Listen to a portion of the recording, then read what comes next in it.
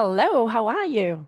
I thought it was about time, since we're approaching the end of the year, to talk about Overwhelm again, like Overwhelm 2.0 this time, since maybe you've been following me for a while and you kind of get an idea of where I'm going, like the stuff I'm teaching and how I work through things.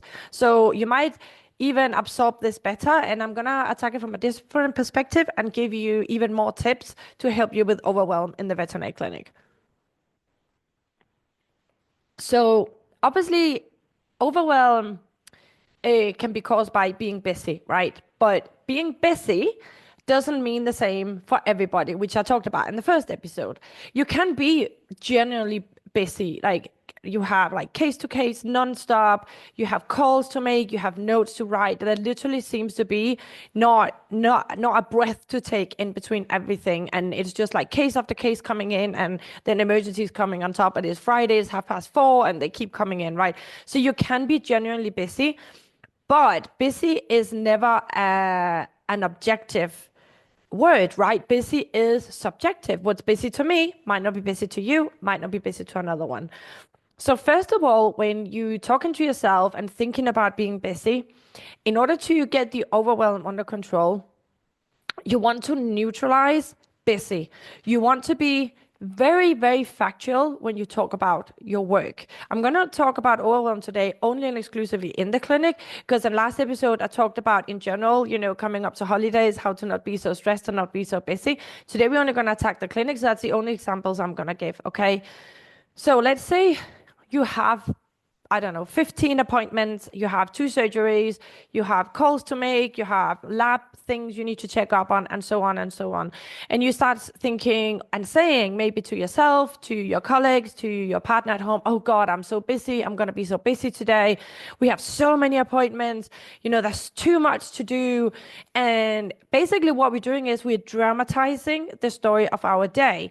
Every day is a different story, right? And you might look at the numbers and your brain might goes into like, let's just dramatize this and make this into this like movie about being busy. So it's really important when you talk about your day and you look forward to your day or you look back on your day, that you neutralize it and use literally the numbers. So instead of saying, I'm so busy, I'm overwhelmed with appointments today, you say, I have 20 appointments today. Or oh God, I have so many calls to make. I can't believe it. I got so many lab results. You say like, no, how many lab results have I got? Five. Okay, so how many owners can I call and how am I going to organize it? That's what I mean by neutralizing it.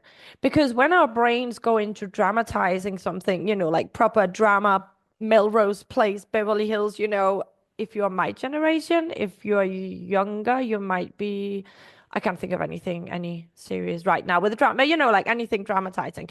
So first, neutralize it. Don't use all phrases that will put you into even more stress. And this is the way you can neutralize and you can stop getting yourself into like fight and flight. Because the more you say, I've got so many appointments, I'm so busy, I've got so much to do, the more you're gonna like start working yourself up. You're gonna take shorter breaths. You're gonna like start feeling like a knot here in your chest, in your throat, and a knot in your stomach. And you're just gonna start like it's gonna start feeling like you're losing control. So now there's a bit of a paradox. So stay with me. A little stress when we're in the veterinary clinic and there's a lot of things going on. A little stress is normal, and it will keep you alert and it will keep you working fast, because a little bit of adrenaline is gonna get you there. It's gonna get you, okay, let's get this done, right? So don't demonize the stress, making it a problem. Because when we demonize the stress, when we start, for example, when I had anxiety and I realized I had anxiety, like, oh God, I'm feeling anxious again. Oh no, I shouldn't be feeling like this. And I could feel my heart beating faster. And I was like, oh no, I'm getting anxious. And then I would get even more anxious and so on. So when we get obsessed about, oh no, I'm stressed and I shouldn't be stressed, that makes you much more stressed, right? So a little bit of stress is good. A little bit of like, whew, okay, this is happening. No, and your heart is beating faster because you're kind of like getting things done, and everything is happening really quickly. That is perfectly normal. I don't think it's normal if for example, me, I'm in emergencies, and if I have a lot of shit coming through the door, I don't think it would be normal for me to just like sit back and go, oh, well, I'll get around to it, half falling asleep over here, we'll just take it easy. That's not a normal human response when you have owners screaming and dogs bleeding and so on, right? And phones ringing and drip pumps beeping and so on and so on. So a little bit of stress is normal, and that's just what it is when we work in our profession, right? Otherwise, we could work in a bakery and they will still get stressed there, I'm sure. Like, is there enough dough? Is the yeast working and so on? But too much stress will keep you spinning. It will keep you like running around in circles, and it will be difficult for you to be focused and to be efficient, and it will actually slow you down because now you're so stressed that you can't think clearly, and you don't trust yourself anymore. You start like spinning out in like, oh my God, and I can't do this. And it makes you really unable to make quick decisions and to stick to them and follow through, because now we're so stressed that we can't work properly. So there's this paradox, right? In one sense, like a bit of stress is normal. Do not demonize it. Don't get stressed over being stressed. But also, if you let yourself getting too stressed by, for example, not neutralizing the busyness and just keep telling yourself how busy you are and how many people you're going through the door and how busy it is in general, then you get too stressed. And then now you're slowing down and you're having a horrible time because it's not nice to feel this stressed. And the high cortisol is not great for you either.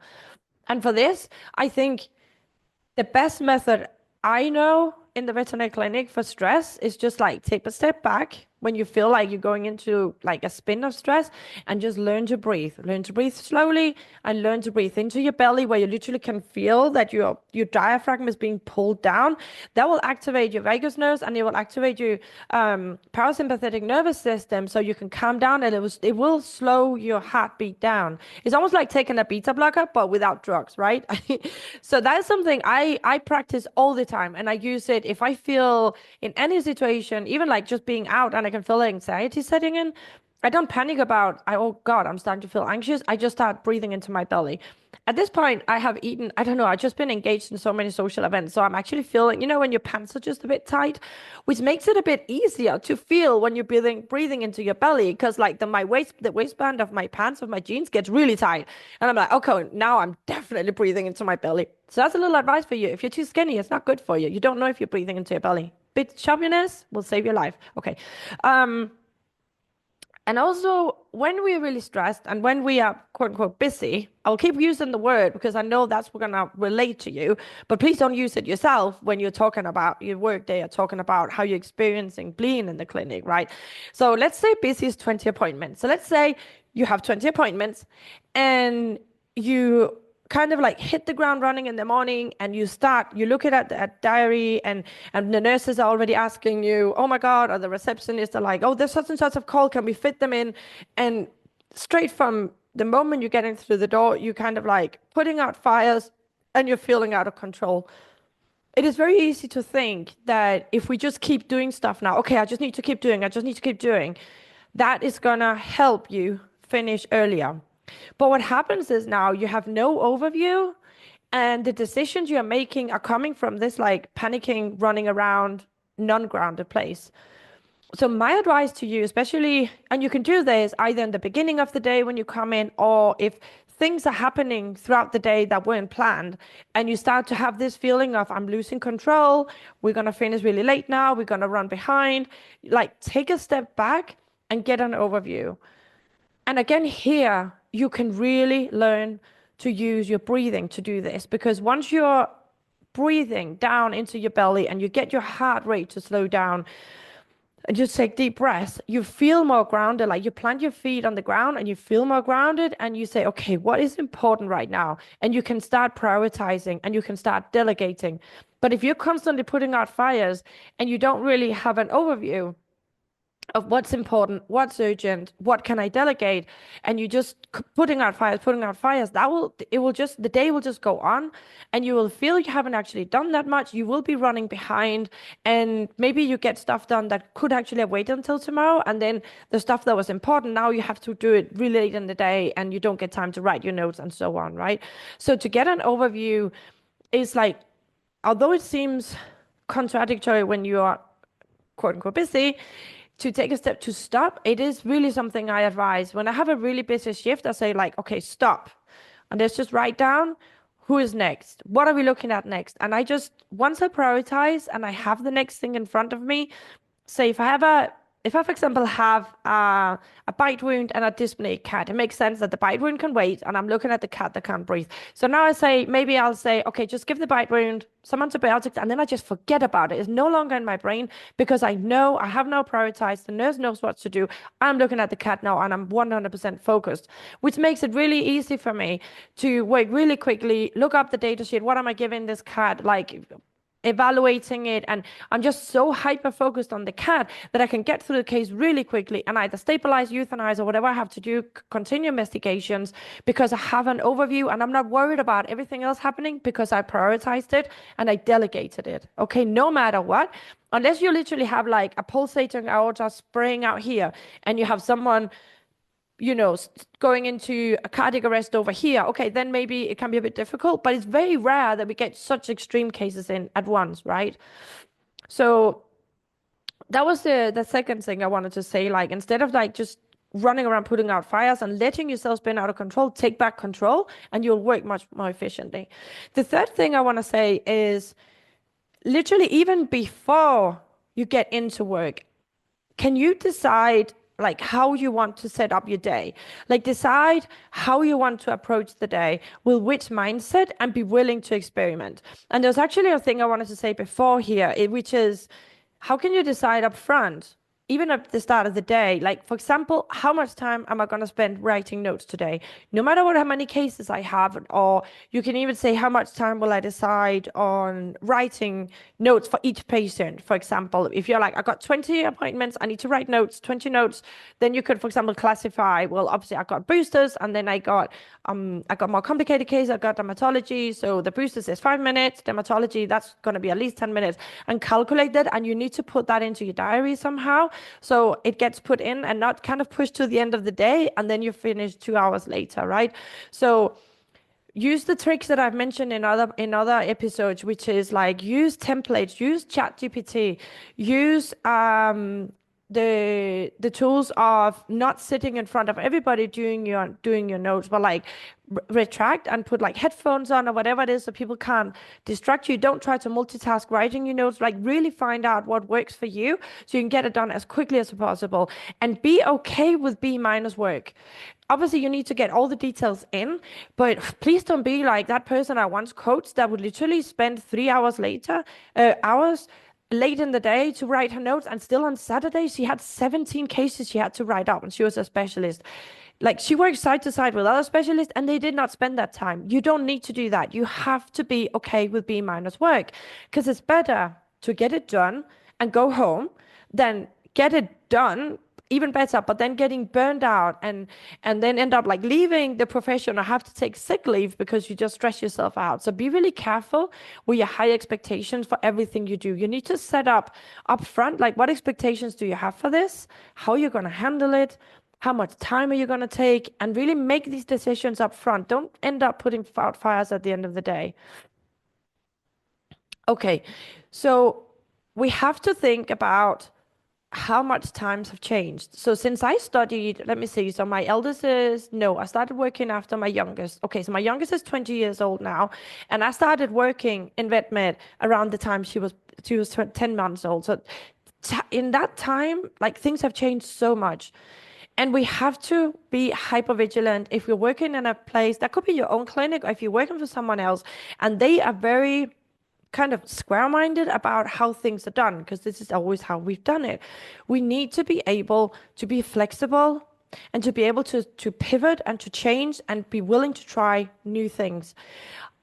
One thing I know as well, that all the creative and amazing people I coach, all the vets like I coach, they are so A+ people, right? They have so many ideas and can we do this and thinking out of the box, when they have management that is like, no, this is how we do it and this is how we always done. And by all means, fill up the suggestion box, but we're not going to do any of it. It just kills us, right? So if it's your own clinic, then go ahead and do all this. If it's not your own clinic, like, push your managers and push your clinical directors to change things. And if they're not willing to, and you're getting overwhelmed because you have to do a lot of stupid things that are just there because it's what we always done, like, and they won't listen, move on. You need to find somewhere else. You only got one life, right? And you cannot you're the only one that can look out for you, right? So you need to be flexible and be willing to change and to pivot and try out new things. And if your workplace is not willing to do that, then it's not the right workplace for you. If you're overwhelmed, I mean, if it's just a really old place where you have like 3 cases a day and you're kind of overwhelmed, by all means, keep doing what you're doing.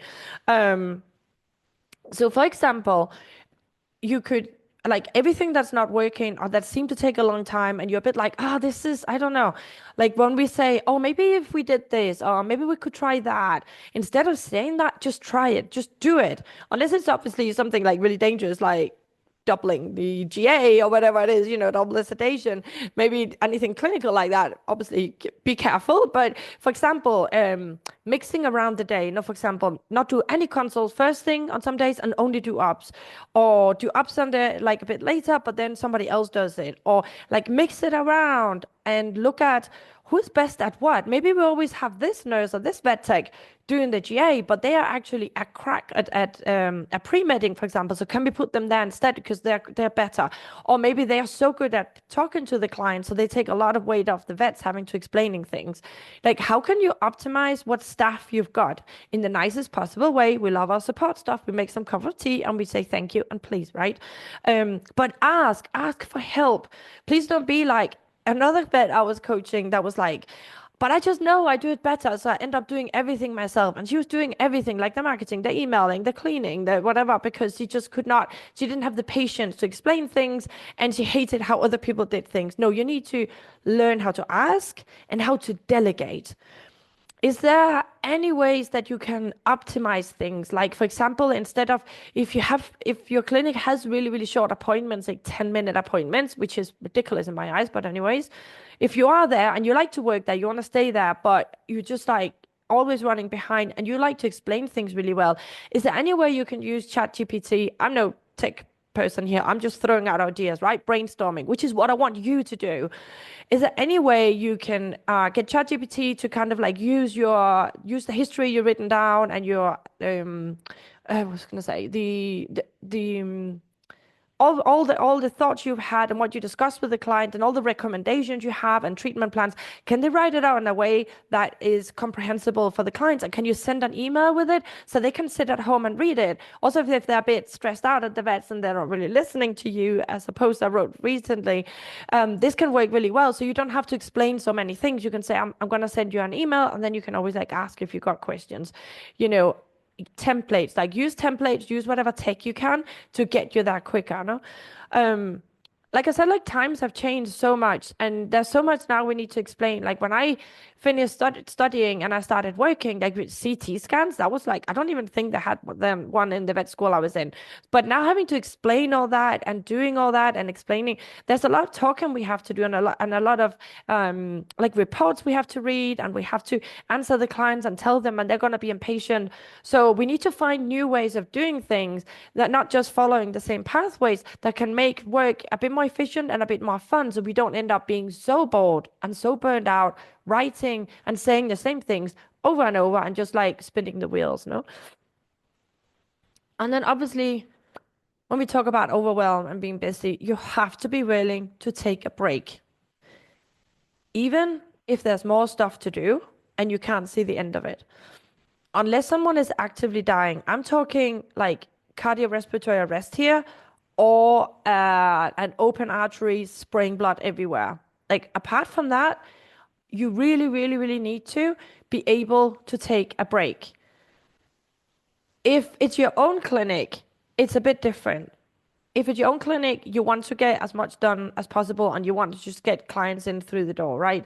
Because it's your money that's on the on the table here, right? If you refuse to see clients, you're gonna earn less money. So that is something you have to look at and see, how do I balance, work with the money, with my breaks. If you work for someone else, if you work for corporate, you have to remember that they are not going to send you a big basket and a gift and a letter and flowers when you lie in hospital burned out. So at the end of the day, you're the only one that can look out for you. When you work like insane, and I know you work really fast and you work as hard as you can because you want to help everybody. And yes, but what would you do if there's 200 people standing out there? Are you going to try and get through them all in an 8 or 12-hour shift?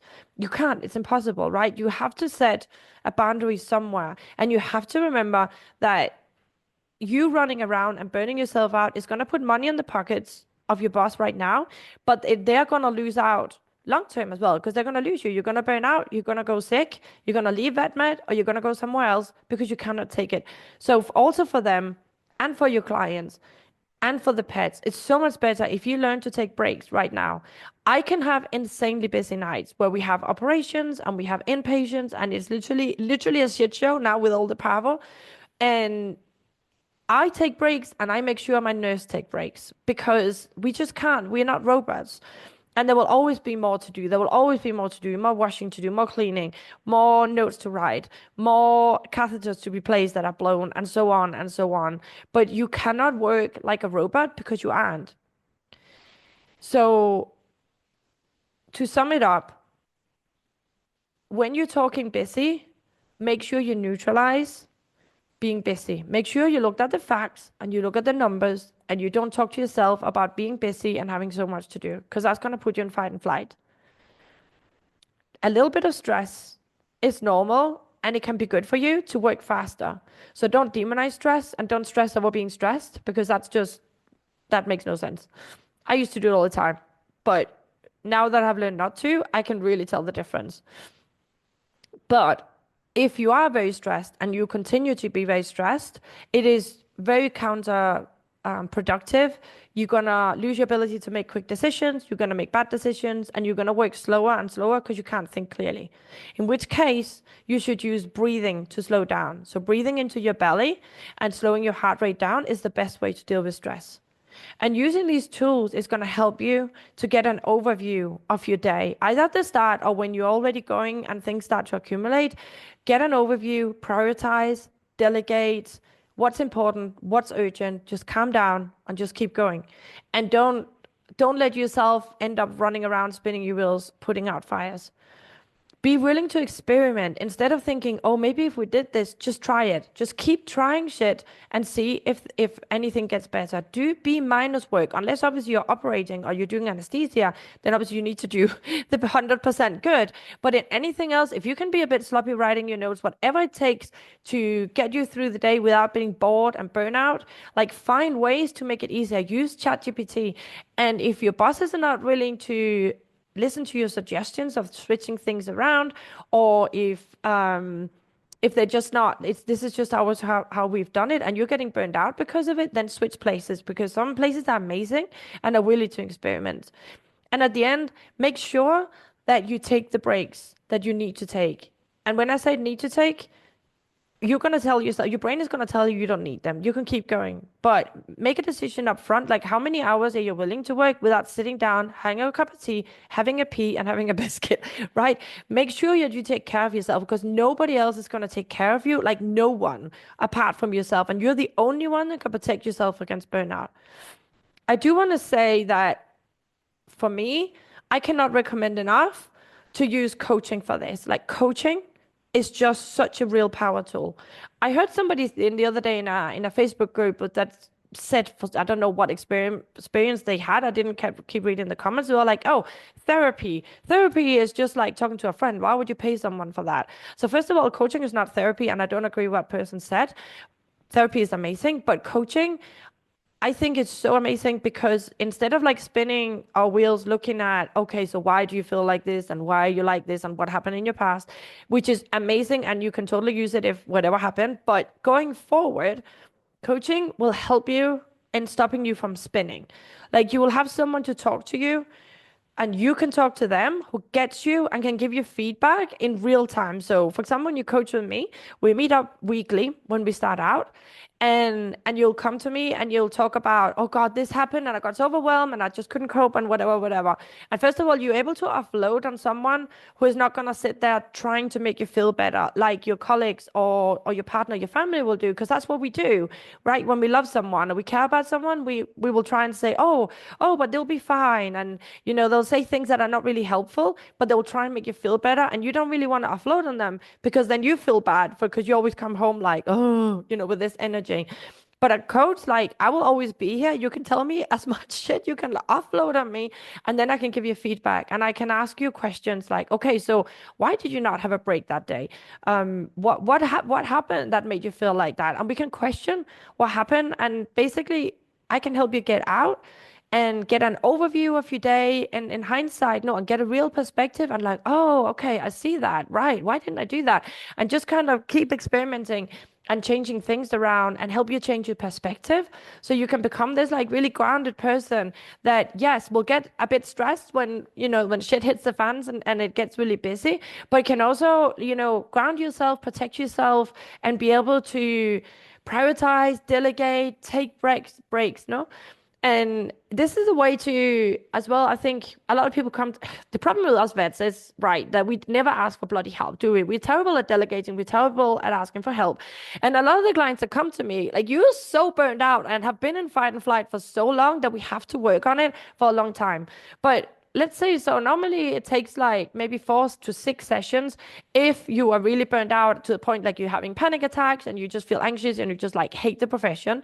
But once we get out of the fight and flight, then it gets, you have a switch, and then it's just so much easier to find your path to like happiness, to fulfillment, to feel grounded, to be able to set boundaries. And then the ripple effect, it affects your whole family, it affects your social life, it affects the colleagues you work with, because you will be a different person by then. So when you work with me, it's normally around 12 sessions, but we spread it out over 3 to 4 months, depending on, if, for example, in January, I'm going to Thailand. So then I would have a little break with my clients. And when I have like heavy nights in the UK, like those weeks, I won't coach either. So between 3 to 4 months is when we do like the initial coaching. And then I have, there's a few clients that then are like, yeah, I'm good. I'll work on myself now. And then sometimes they'll come back for like single sessions, or they'll email me.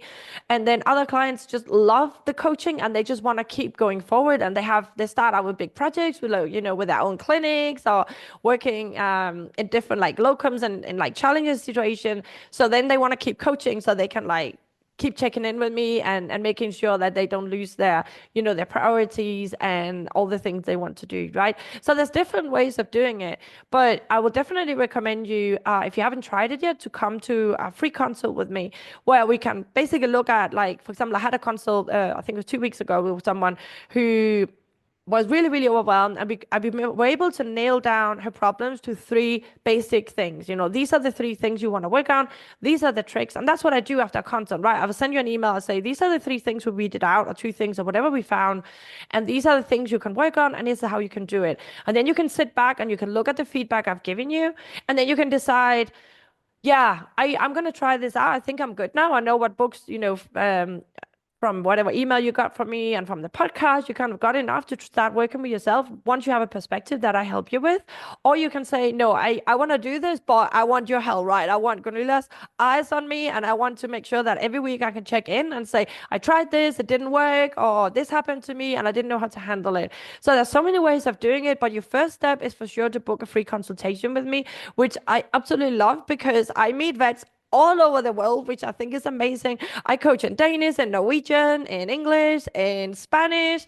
And it's so much fun. And I enjoy every time somebody comes on new, because I love weeding out what's going on. You come with your stories and I'm like, yeah, you think this is a problem, but look, this is what you're doing to yourself. And sometimes we have a really good laugh. Mostly we have a really good laugh, because once you can relax a bit and you can see what you're doing to yourself and how easy it actually is to overcome once you get into it, it's actually a lot of fun. I love consultations, and I will offer them for free as long as I have the time and I'm not overwhelmed with clients, at which point I'll probably start charging for my first consultations, just to weed out a bit the people that may be less interested than others, right? But right now, you still have the offer.